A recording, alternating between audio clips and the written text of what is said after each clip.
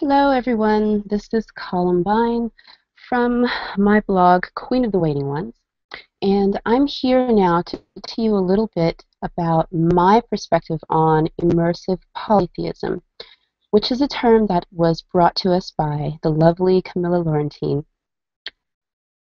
So, welcome, everyone, and please bear with me because this is the very first time that I've ever done anything for video, and I'm very new at this, and I have to do this on live Google Broadcasting because I don't have any other way to do it. So, now let me just go to my notes. Okay. I thought I would try this because it looked like so much fun, and because I really need another thing on my plate, right? So, having been inspired by Camilla's first couple of videos, I thought I would expand upon my own definition and practice of immersive polytheism. As I said in my blog post on the subject, I've been working for this approach for, I don't know, a while, yet only recently have I become aware of a term that truly fits and encompasses what I do. So, thank you, Camilla. First, let me try to define the term in my own words because it always helps to have a working understanding of things in my own head. Of course, it makes it easy to explain things to others when the time comes. And I'm just moving through my notes here, so I lost my place already. So, immersive polytheism. For me, in my practice and experience, I find the term immersive to be less exclusionary than devotional, and thus more compatible with my personal practice. This is because of the underlying connotations of devotional as a word.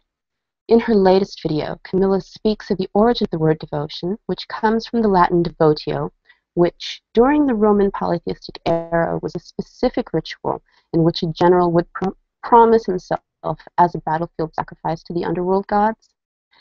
This was probably seen as the ultimate form of self-sacrifice in that time and place. The word devotion, as typically used in English, then comes to a congruent meaning of sacrifice.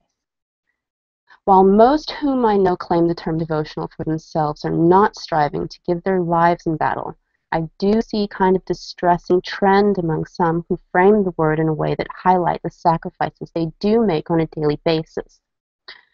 While I don't think sacrifice in and of itself is a terrible thing, when the language and history surrounding the word devotion is used to vehemently express and even push forward the idea that in order to experience the presence of our gods, one must always be willing to destroy themselves in the process of establishing that connection, I take issue. Firstly, because many of us within polytheism must also face mundane challenges and situations which are not necessarily the correct times and places for such attitudes. What I mean by this is that many of us have responsibilities that transcend our so-called devotional lives. This could mean parenthood, or career, or in my case, domestic duties that take attention away from those sacred spaces which I have set aside for the gods and spirits. My typical day begins before sunrise when I start my own daily chores. Because of my very unique home life, I am barred from expressing what is commonly known as devotion toward my gods at this time. I cannot stand at Apollo's shrine and lavish adoration upon him, even if I would really like to. I have other things to do, which do take precedence, such as breakfast for my family and preparing my mortal spouse for work, which entails all manner of little time-consuming things. When those things are done, it's time to move on to the next set of mundane obstacles. So, while it's not feasible for me to expect the time I would prefer to spend with Apollon and others just sitting in their presence or conducting ritual, I can allocate a certain amount of my focus to them while in the midst of mundane responsibilities. And what kind of parent would I be if I allowed my own selfish desire to give myself, totally to the gods to overtake my parental responsibilities? I wouldn't be of any use to my family if I were to fall into that sustained self-sacrifice, because raising Hellenic children is a part of my work. It would be neglecting my duty in favor of a fundamentalist approach to sacrifice. And in my mind, I kind of find that bordering pretty dangerously close to hubris.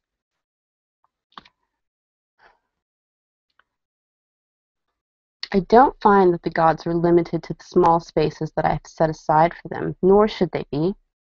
They can come to me whenever they feel the need, or I can come to them in my thoughts while my body reenacts some movement of muscle memory completely independent of my thoughts. This doesn't take the place of more formalized ritual, but it's neither less than formalized ritual. It simply is its own style of respect given to them. Now, I think I would like to talk a little bit about words and meanings and how they can become garbled over time or mesh together in ways that are very oxymoronic. I think I'm going to start with UPG, or unverified personal gnosis, which is usually described as the opposing end of the spectrum that begins with a strict reconstructed practice. Unverified means that the beliefs expressed are not corroborated by any ancient or academic source, or even by other modern polytheists. Personal means, of course, that the beliefs expressed are one's own, and again, are not necessarily shared by any others, however close they may be to the deity or spirit in question. So far, it seems good, right?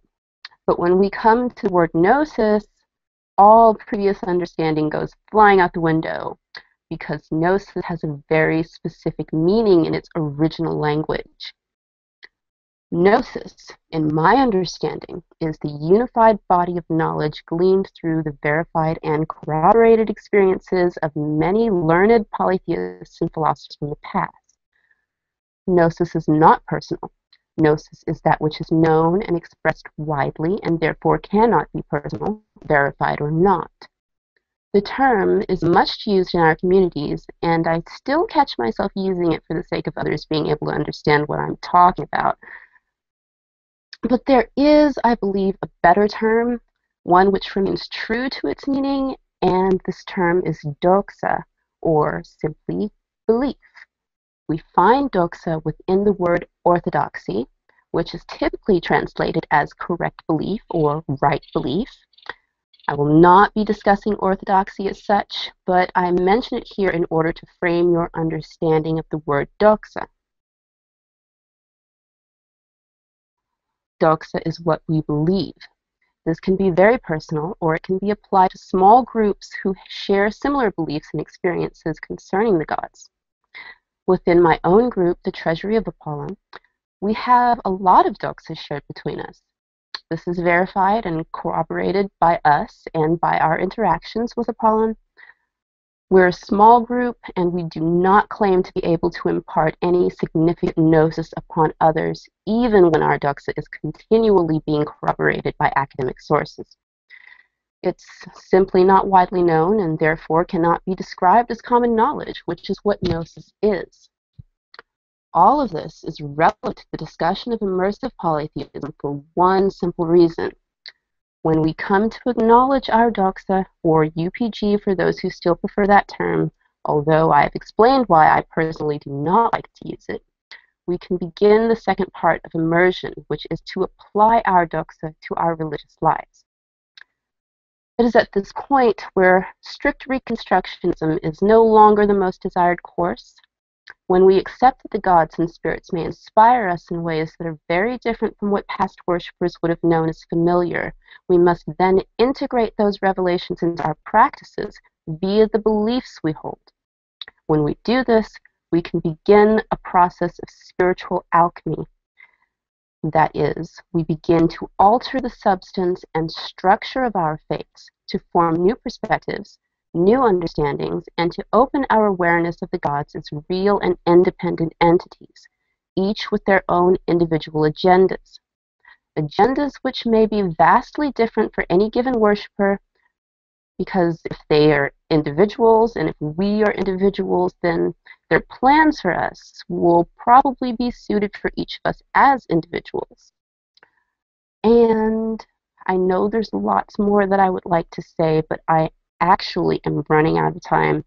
I do have a young child that I have to take care of, and I have lots of things to do. So I have to get back to that, and I'll be signing off for now.